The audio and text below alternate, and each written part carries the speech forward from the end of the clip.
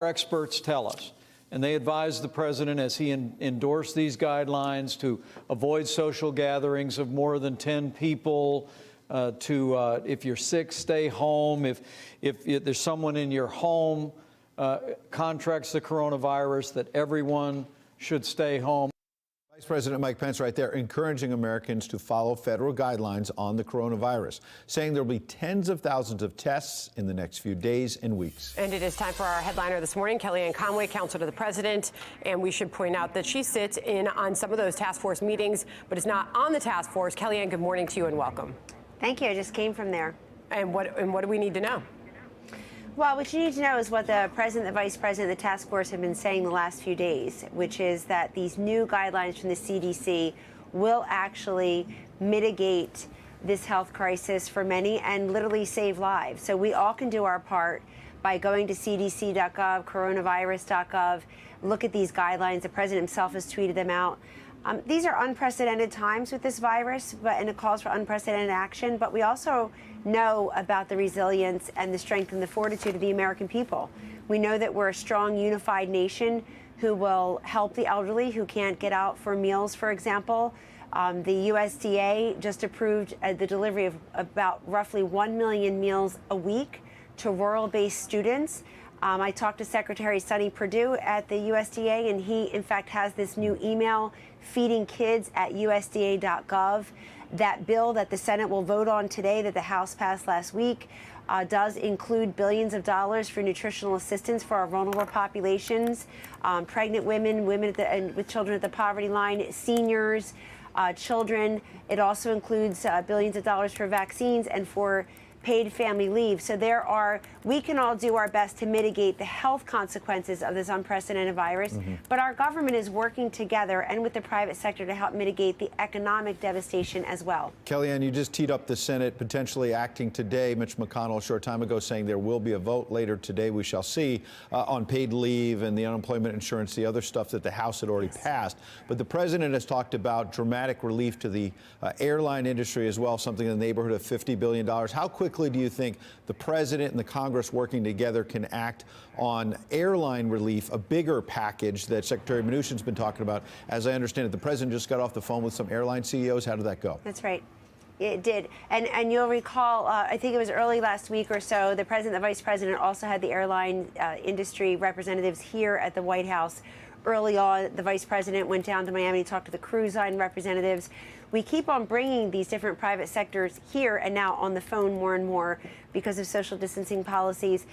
The president is ready to act. It really depends on Congress, but I know that they're working together very well. Secretary Mnuchin is in the lead with the Speaker and with Leader McConnell and others. And we want to make sure that we're bringing relief to those industries and, more importantly, those individuals whose economic wherewithal is being disrupted through no fault of their own because of this virus. The Secretary Mnuchin, Secretary of the Treasury yesterday, broached the idea of checks going to individuals that will be means tested. So there's a whole bunch of economic relief packages being undertaken. We know that when we say whole of government, whole of America approach, that there are many tools at the president's disposal, but more importantly, many tools at the disposal of the president and the Congress working together.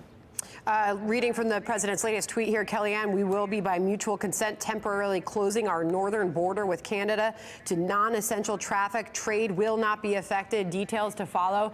That was the president 1 hour ago. How does he believe that will mitigate the spread of this virus?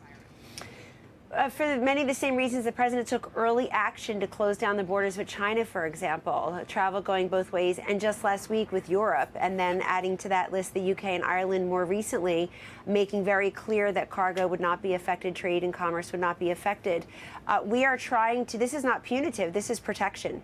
And if we're asking Americans to change their behaviors, we also have to make sure that we are keeping ourselves protected and healthy here. That is a mutual agreement between Canada and the U.S. I know the president has been speaking with them. I know he early on reached out to Prime Minister Justin Trudeau about his wife, Sophie, who had been diagnosed with with COVID-19 or undergoing a test. And so we just continue. We want Americans to know that we're in this together, that we can all do our part to mitigate the damage as well. But and just listening to these briefings, you know, every cabinet agency has a role to play. I think FEMA is a very familiar federal government actor, if you will, organization to many Americans. They usually see FEMA get ready for weather events that are being predicted, for example, hurricanes and earthquakes. In this case, they see FEMA being prepared here. I think that we want Americans to understand to replace over-panic with over-preparedness. Kellyanne. Nobody should be upset if they're over-prepared or they overreact to this. Kellyanne, we have to wrap here, but real quick, the president tweeted out that he's going to have a news conference. Does that mean he'll be there at 11:30 a.m. with the task force, or is he doing something else this afternoon? So stay tuned. The task force will have its daily briefing today. As you know, for the last 4 consecutive days, the president has led off. He's been a part of that, and he's been there to take the questions also. And I think that transparency has been wonderful for the public's information. The president also is looking to speak separately as he wishes. He uses his social media platform all day long, but he is very engaged in wanting to speak directly to the public. I will end with this, too. We're very happy to report that the major networks and the cable stations, radio, have all donated time for public service announcements. I want to thank everybody out there for doing that. The vice president and I have taken the lead on that.